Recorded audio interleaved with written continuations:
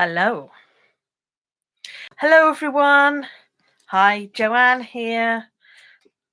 I used to be on another app and I'm just moving over to YouTube.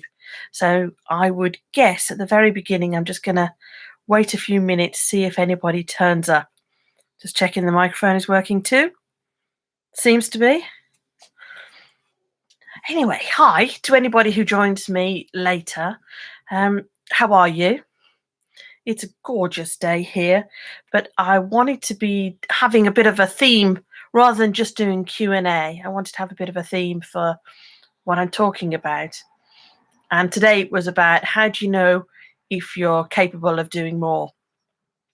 And obviously, the person that I'm thinking about is me when I was younger, because this was a question that I was always asking myself, is that let's just switch it around a little bit.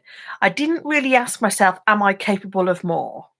What I was asking myself was, if this is all I'm capable of, which other people were telling me, if this is all I'm capable of, then why aren't I happy? Because I had this association in my mind with, once I had reached my potential, then that was a happy life.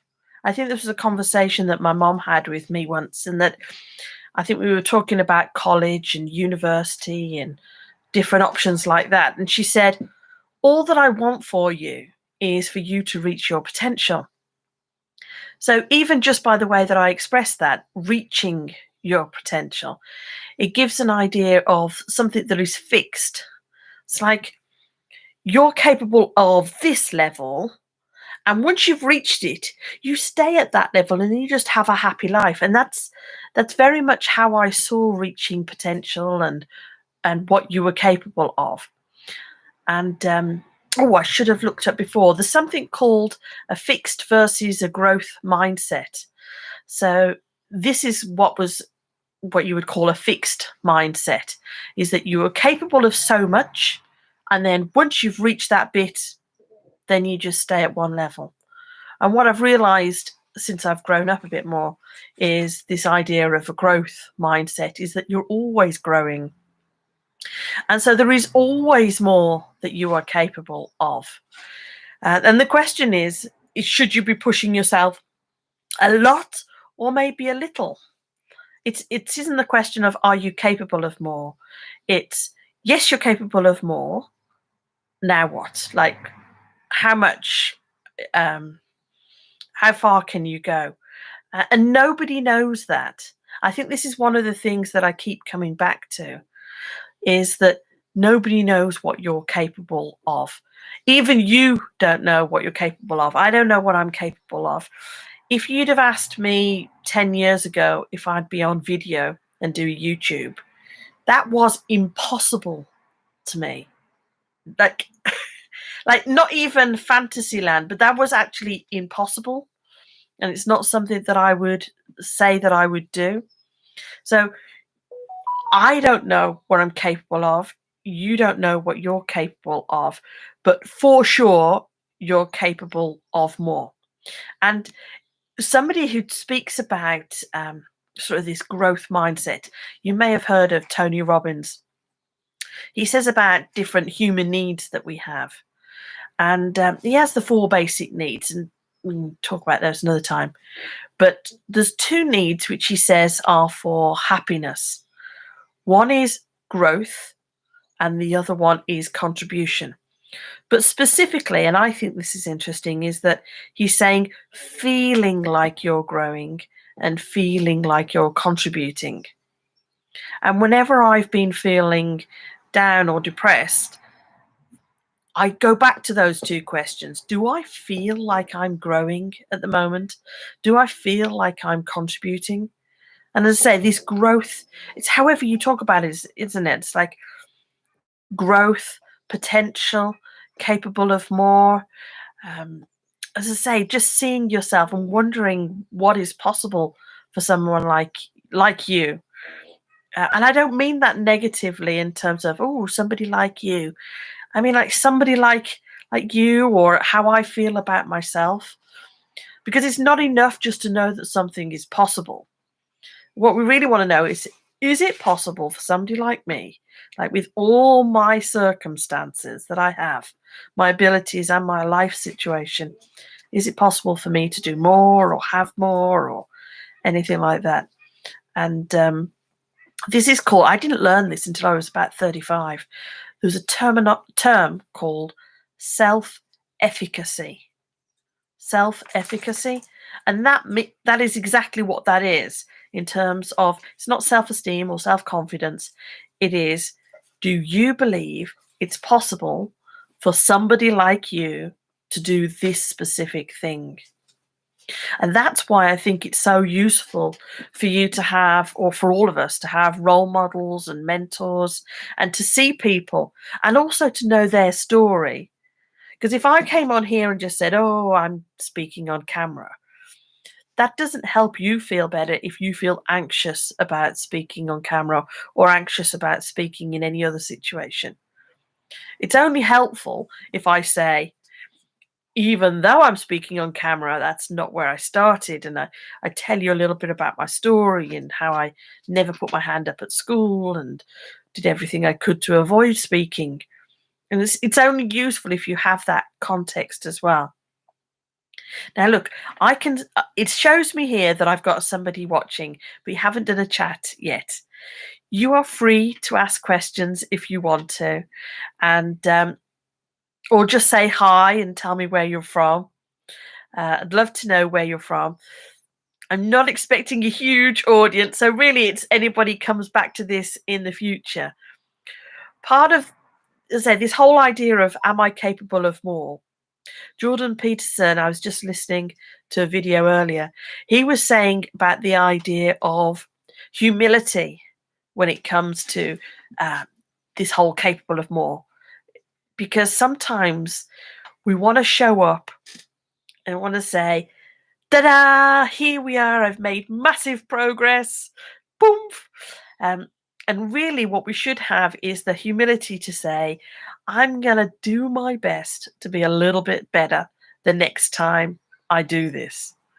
And the last time I spoke on here was last Thursday.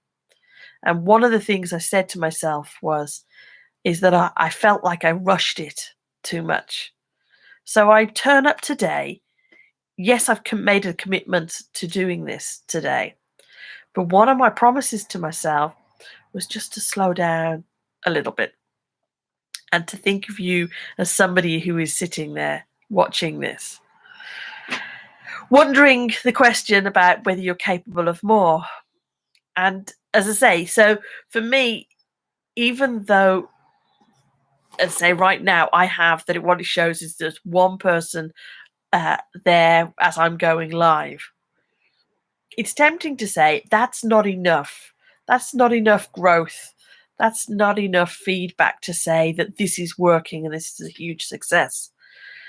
But if I'm talking about, I think I'm capable of more, let's imagine that we're all capable of more if we do some of the work, and that's practice. And if I can be deliberate in my practice and push myself a little bit out of my comfort zone, then my growth will be even more. And I don't know how far that will take me. I don't know if I will be an amazing speaker. What I know is that I'm working on this and I'm doing my best to improve and to reach for my potential rather than reaching the potential or what something is fixed. As I say, I left school at 16 and my plans at that moment were to work my way up into some sort of management position. And I really was impatient to do that. And I wanted to do that before I was 20. And the idea was that by the time I was 20, I'd have the management job, I'd have the house, I'd have the car, I'd have the guy. And then I'd just live my life being as happy as I could be because I'd reached my potential in that. And at 20, I did not have a house and I did not have a management position and I did not have the guy. Didn't have any of those things. In fact, I went back, I say went back, I went to university when I was 25. So any possessions I had, I gave up at that point. But at 16, it didn't seem possible for somebody like me to go to university.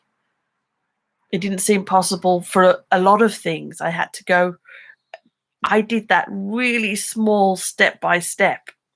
And you'll notice with my cartoons, but also with a lot of the stories that I tell, it's this idea of me listening to experts or authority figures, and they're saying to me, you're capable of this. And because they're successful, and because, like maybe they're a lecturer at the university or something like that, I have heard that kind of as the voice of God, that voice of authority that says, they know what they're talking about, and that is what I am capable of. And I think that's what I really want to push back against. Certainly when it comes to speaking and speaking up for yourself is, oh, hi, Rita. Hi again. So I really want you to push back against that. They don't know what you're capable of. Even if you were a fantastic communicator, they wouldn't know what you're capable of. But if you're struggling to express yourself, then 100% sure they have no idea what you're capable of. They don't know what you're capable of in the future, but they have no idea what your current abilities are. As I say, all the stories that I think about are me listening to experts and really putting far too much weight on what they say is possible for me rather than any feelings that I have inside. I was always worried about the idea that I may be just a dreamer and that I was living in some sort of fantasy world where none of these things would actually happen or come true, and that I was wasting time and wasting energy. But as I say, I'm having to move away from that. It's funny because one of the reasons that I wanted to do this talk about what you're capable of is to talk about the experts, but also relying on your own internal feelings. There's somebody called Esther Hicks. You may have heard of. She was to do with the law of attraction and the film The Secret. And sometimes she's under the name Esther Hicks, sometimes Abraham Hicks, but that's another story. She talks about having an emotional guidance system. And I think that's really interesting, is that your emotions are meant to guide you as about what's possible. And sorry, I just saw a comment. It threw me a second. I want to finish my story. I do this quite a lot. I get distracted very easily. But as I say, I'm a work in progress. I'm going to be doing this. The emotional guidance system is you go towards things that feel good and you avoid things that feel bad. And one of the things I found was, in terms of this capable of more and learning more or putting myself into a situation where I'm stretching myself, I had mixed feelings about that. And that became very confusing for me. It's like, do I want this? Is this a good thing to be moving towards when I'm feeling negativity at the same time? And I think what it was, as I say, there was a really interesting thing that Esther Hicks was saying. And she was talking about, there's like an inner you and there's the outer you. I suppose the inner you is your soul, and then the outer you is kind of your ego and what you think is possible. And in that outer you, you've got, different experts' opinions and all your experiences and, negative voices and stuff like that. But the inner you is just kind of pure. And she was talking about how you tap into that inner you. And specifically about this situation, she gave me the image of having two trains, both going in different directions. So one is the little engine that's pulling that way, imagining, what's it called? A tug of war with the ropes. And one engine is pulling that way, and it's saying, I don't know if I'm capable. I'm scared. I don't want to make a fool of myself. No, don't do it. And then there's the other side, which is pulling the other direction, saying there's a part of you that is saying you're called towards this. You are capable of more. This is the direction to go. So for me, that image was really useful of the little engines pulling the different ways. And that's why you feel like you're not making the progress that you think you are. But really importantly, you're not feeling very good about the whole thing. Um, I hesitate about using the word depressed because it sounds kind of glib and sounds, I don't know. I just hesitate and feel uncomfortable about using the word depressed. But if you're somebody who hasn't always expressed themselves and feel that you've been underestimated, then I do think it has an impact on your mental health. And to visualize the little engines going and pulling against each other, I think can be really interesting. If you're wondering, am I capable of more? And you're feeling like your little engines are pulling different directions, like the inner you is saying, yes, you're capable of more, yes, you're capable of more. And then that outer you is saying, oh, be careful. And, your teacher told you you weren't very good at maths and don't do this and don't do that.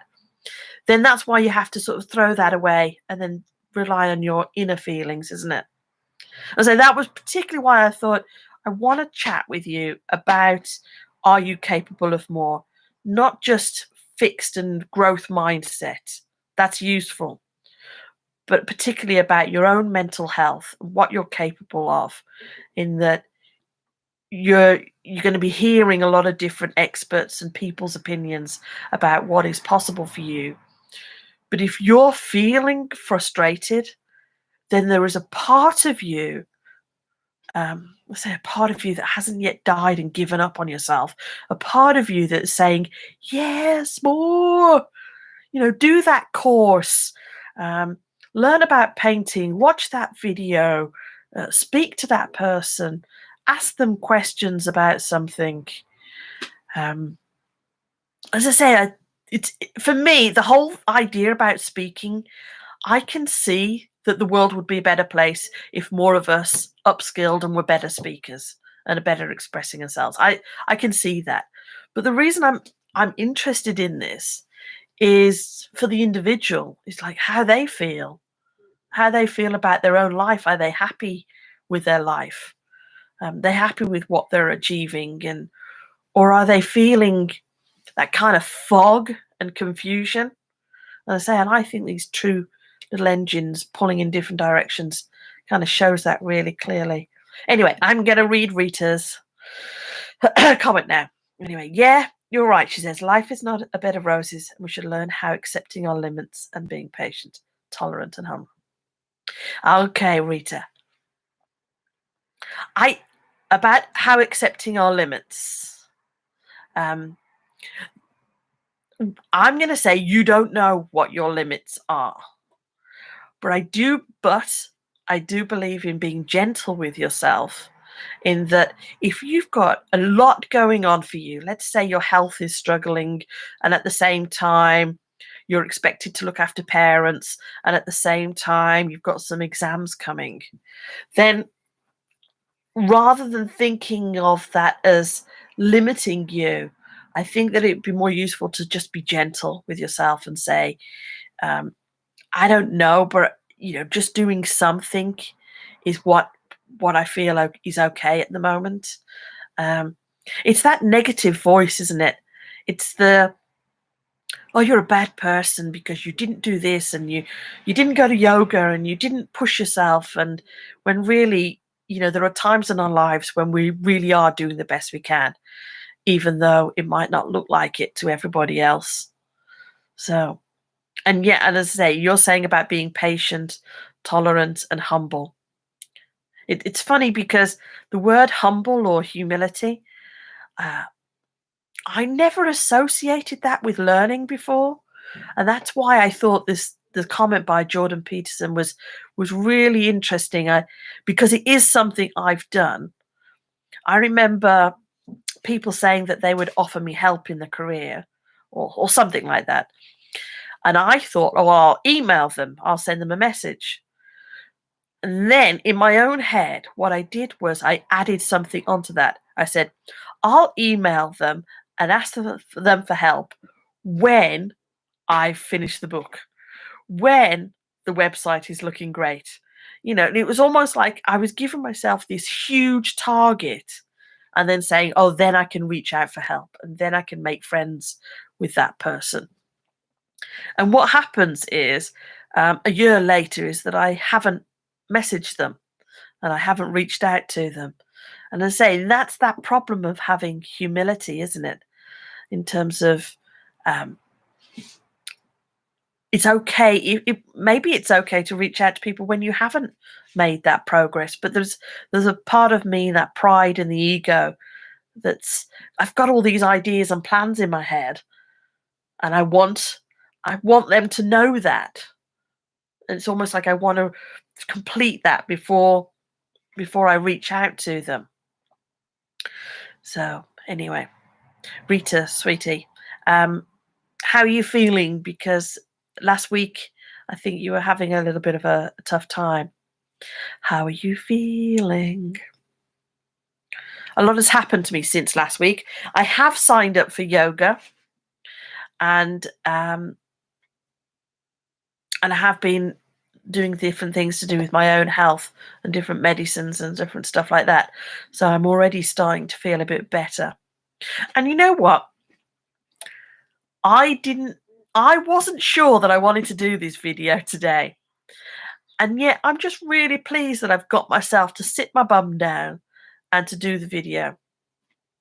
And it's okay. It's okay if there's a couple of people. And it's okay if the subscribers aren't jumping up. It's like I am doing another step forward and do my best to improve upon my own skills. And I'm thinking of you guys, and I'm thinking that maybe somebody finds this video who is wondering, say they may not have the question in their mind, what am I capable of? They may be thinking, what's my purpose? What's my potential? And maybe if they could just hear somebody else speaking about it, not as an expert, not as somebody who wags their finger and says, oh, you must do this and power through this and must. But just as in, yeah, this is how it felt for me. And these are some of the things I've read and heard about and how you feel like frustrated and different things like that. And I think that's a clue that you are capable of more. And here's some of the language that you need. Look at the term self-efficacy. That will give you a bit of a guide, and maybe think about your own emotional guidance system. I was just thinking, the emotional guidance system, what she talks about, yes, move toward positive and away from the negative. But interestingly, she's got like a scale. So one of the things she says is if you're depressed, your next step up is anger.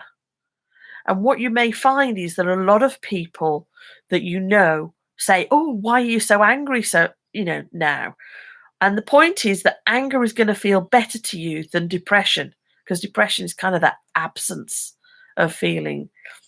So if you start to feel anger and you're all fired up about something, let that have the momentum to take you to the next emotion, which is more positive. But don't listen to anybody if they say, oh, stop being angry and going back to being depressed.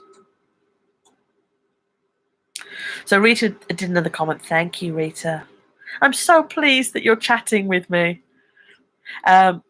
Maybe do you mean we should love ourselves a bit more? Yes. And the problem with saying love ourselves a bit more, for me, is that I don't know what that means, like to hold on to. I don't know what that means. I need something really specific. It's like when people say to me, oh, be confident. It's like, I know what it means. I understand what the word means, and I understand what love ourselves means, and I understand what self-care means. But I want an example. I want a story about this. So, yeah, if if that resonates with you about love yourself more, yes, absolutely. If you're feeling what does that look like in real life, um, say what does love ourselves a bit more. I think it's about recognizing about that negative voice is not necessarily the inner you and your soul. You know, that inner you and soul that is calling you and saying, hey, watch this archery program. And the outer you is saying, I've never done archery. There's nothing interesting about archery, but something in you is pulling you towards that. And for me, that I suppose that's that love ourselves a bit more, is that say yes, say yes to those pulls and that feeling of, oh yes, do it. I just feel a little bit better and I feel a little bit excited and I'm curious and I just want to watch this video. And um, sometimes when I'm watching a video, I pause it and they've said a few words and I just write down those words. It's like, oh, I really like the way they put those words together. And I don't know why I'm so attracted to that or why that makes me feel. I would say it makes me feel strong enough that I have to pause the video and write it down. So yeah, for me, that love ourselves is if you've got your two little engines and one's doing negative, give yourself a moment to think of, um, even if it's a crazy idea, the thing that makes you feel a little bit better. Even if it's something as simple as watching a video and pressing pause and making a note of something, that impulse. Yeah. So Rita was saying she's feeling a bit better. Thank you. Yeah. Rita, I've I'm doing a project at the moment where I've reached out to the universities and I'm asking them about the care and support that they provide for the students. So I'm thinking quite a lot at the moment about students and um, how it feels to be at university and to have the different pressures of that. Um, I don't know why I'm saying this to you. I suppose it's just that I'm thinking a lot about other people that may find this video and be wondering about their own speaking skills and speaking up, but may not yet be in a position mentally to be doing much about it. Because I don't want to tell people just be positive when they're already feeling bad enough about themselves. You know, if you're having a tough time of things, the last thing you need somebody to say is be confident. you know, um, what you want people to say is, I hear you and I'm here for you. If you want to ask me something, then I'd love to try and help. So where are we at? We're at 11:30. Rita, it's really nice of you to come along again. I don't know if you've got any questions, or if you wonder about what you're capable of. I say it was one of those questions I was always asking myself, well, what am I capable of? Oh, I think I started to say earlier about cartoons and things.